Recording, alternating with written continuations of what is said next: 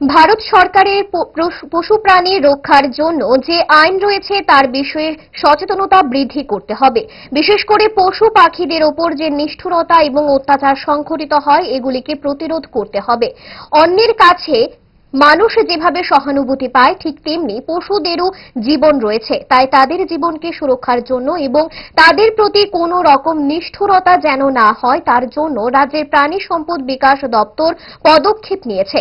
সংবাদ মাধ্যমের মুখোমুখি হয়ে বললেন প্রাণী সম্পদ বিকাশ দপ্তরের মন্ত্রী সুধাংশু দাস। তারই অঙ্গ হিসেবে প্রাণী সম্পদ বিকাশ দপ্তরের পক্ষ থেকে বৃহস্পতিবার আগরতলার গোর্খা বস্তি স্থিত প্রজ্ঞা ভবনে ভেটেরিনারি ডক্টর অ্যাসোসিয়েশনের সহযোগিতায় পশু কল্যাণ আইন বিধি সম্পর্কিত রাজ্যস্তরের সেমিনার কাম সেন্সিটাইজেশনের উদ্বোধন করেন প্রাণী সম্পদ বিকাশ দপ্তরের মন্ত্রী সুধাংশু দাস। তাছাড়া উপস্থিত ছিলেন আগরতলা পুর নিগমের মেয়র দীপক মজুমদার, পশ্চিম জেলার জেলা সহ সভাধিপতি Biswajit Shil, IFS Deepa D Nair, doctor N K Chanchal IFS সহ অন্যান্যরা। প্রদীপ প্রজ্বলনের মধ্য দিয়ে অনুষ্ঠানের সূচনা করেন দপ্তরের মন্ত্রী সহ সম্মানীয় অতিথিরা।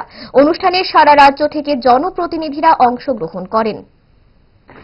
বোর্ডের সেমিনার হবে, এটা টেকনিক্যাল সেশন হবে। বিশেষ করে আমাদের ভারত সরকারের ক্রুয়েলটি এগেইনস্ট দ্য অ্যানিমেল যে আইন রয়েছে ভারত সরকারের, এটার সম্পর্কে সচেতনতা বৃদ্ধি করা এবং আমাদের রাজ্যে যে সমস্ত পশু পাখি রয়েছে যাদের এগেইনস্টে অনেক সময় ক্রুয়েলটি হয় বা বিভিন্ন রকমের অন্যায়মূলক কাজ হয়, এগুলি যাতে রোধ করা যায় তার জন্য আমাদের সারা রাজ্য থেকে জনপ্রতিনিধিগণ যেমন আসছেন, তার সাথে সাথে আমাদের অফিসিয়ালসরাও রয়েছেন, অ্যানিমেল ওয়েলফেয়ার বোর্ডের যারা সদস্য আছেন তারাও আছেন।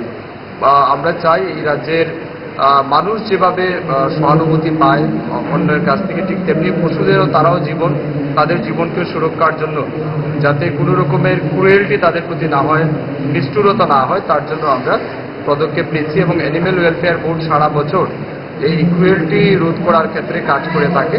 তো সেই বিষয়টাকে আরও বেশি এক্সপার্টাইজ করা এবং সচেতনতা বৃদ্ধি করা, সেটার উদ্দেশ্য নিয়ে আজকে আমাদের সেমিনার হচ্ছে। এবং এখানে বাইরে থেকে আমাদের প্রতিনিধিরা এসেছেন, টেকনিক্যাল পার্সনরা এসেছেন, তারা এটার উপর আরও বেশি আইনি বিষয়গুলির উপর তারা আলোকপাত করবেন এবং কিভাবে সারা রাজ্যে এটাকে আরও বেশি সচেতন করা যায় সেই বিষয়ে আলোচনা হবে।